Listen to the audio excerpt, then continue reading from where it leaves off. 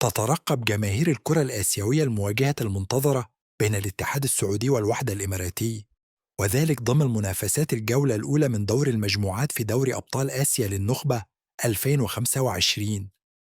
هذه المباراة ستكون اختبارا قويا للفريقين مع انطلاق البطولة في نسختها الجديدة، حيث يسعى كل طرف إلى تسجيل بداية مثالية تمنح دفعة معنوية كبيرة لمواصلة المشوار.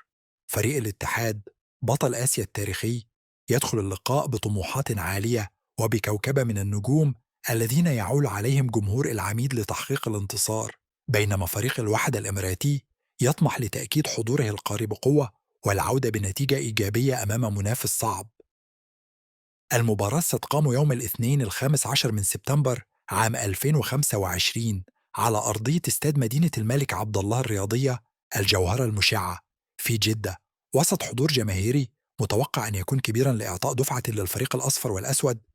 وتنطلق صافرة البداية عند الساعة 9 مساء بتوقيت السعودية ومكة المكرمة، 10 مساء بتوقيت الإمارات، 8 مساء بتوقيت مصر، 7 مساء بتوقيت المغرب وتونس والجزائر.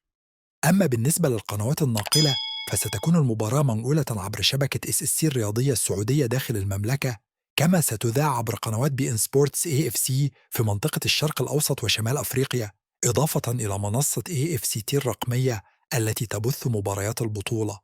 مواجهة الاتحاد والوحدة تعد واحدة من أبرز لقاءات الجولة الأولى، حيث تجمع بين فريقين لهما ثقل كبير في الكرة الخليجية والآسيوية، لذلك ينتظرها عشاق المستديرة بترقب كبير لمعرفة من سيحسم النقاط الثلاث في بداية المشوار.